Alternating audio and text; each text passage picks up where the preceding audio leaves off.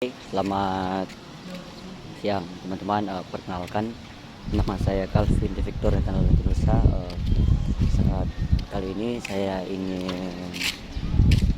menunjukkan objek penelitian saya, yaitu sebuah rumah makan atau sebuah usaha rumah makan, makanan minuman, yang mana terletak di depan gereja Betani Wania Plaza, yang dimana namanya itu adalah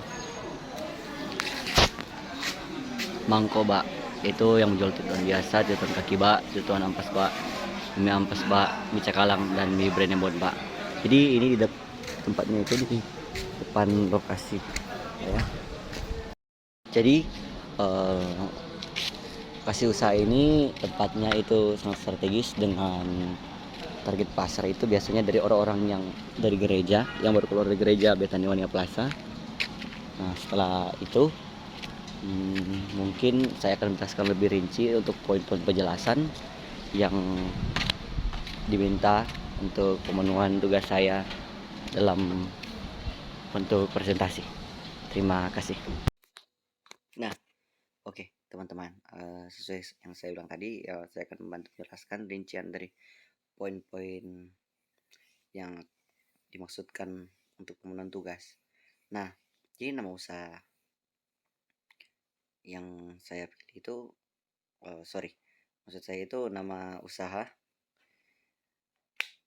dari objek penelitian saya itu adalah Mangkoba. Jadi sebelum dari itu, saya perkenalkan, nama saya Calvin Entinusa, NIM 210611020553. Jadi ini untuk tugas manajemen strategik 6B8.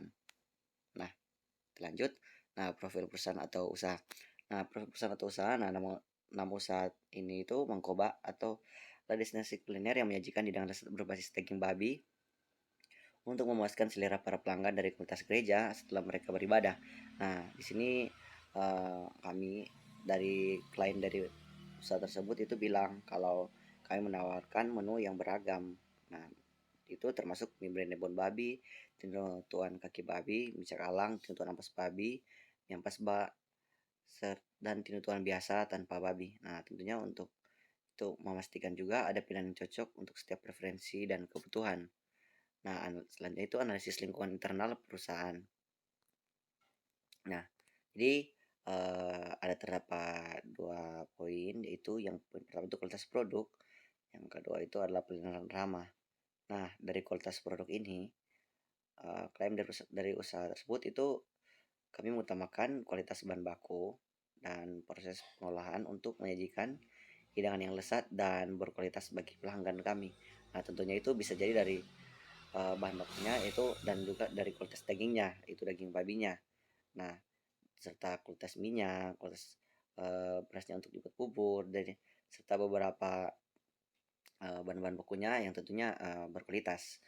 Nah, selanjutnya itu pelayanan yang ramah. Di sini tuh klaim dari mereka tuh memberikan pelayanan yang ramah dan bersahabat untuk menciptakan pengalaman yang menyenangkan bagi setiap pelanggan. Jadi tentunya dengan adanya pelayanan yang ramah dapat jadi poin penting serta poin tambahan atau poin plus dari uh, yang mempunyai usaha atau dari pelayannya terhadap konsumen serta calon konsumen, sehingga dapat mengundang atau dapat menarik konsumen tersebut untuk berbelanja lagi atau untuk menjadi konsumen lagi di usaha Mangkoba ini. Nah, selanjutnya ada analisis eksternal perusahaannya.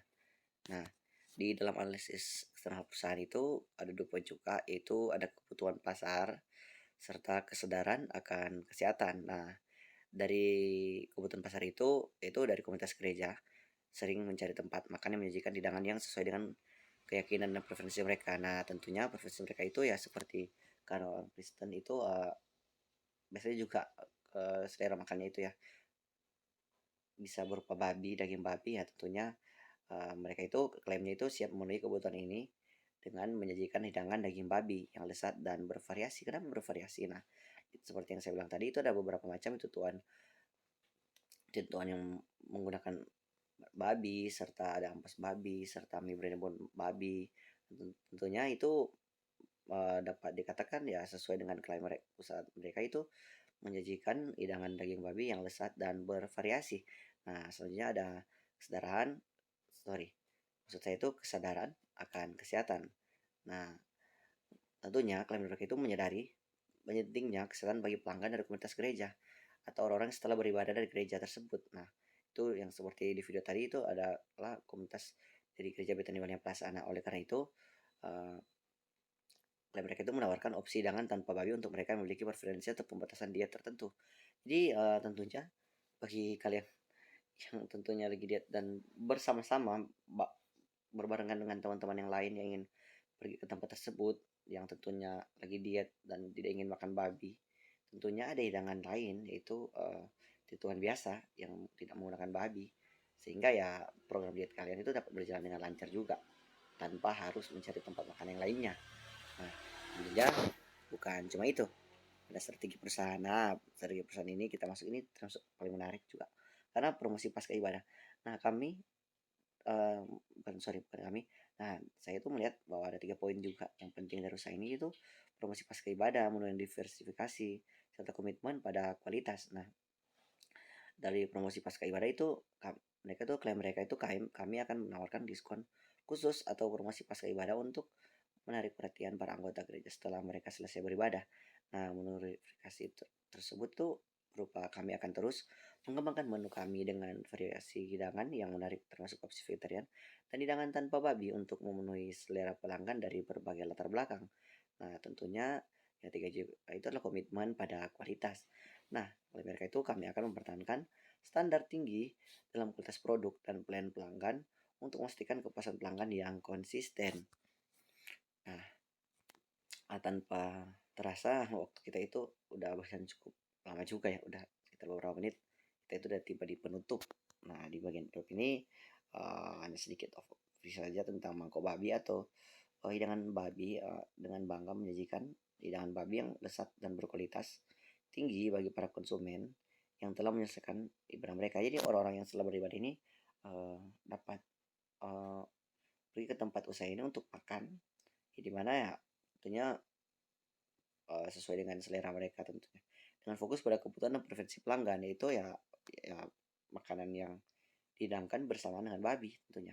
Nah, mereka juga itu bertekad untuk menjadi pilihan utama bagi komunitas gereja yang mencari pengalaman kuliner yang memuaskan dan ramah bagi semua orang.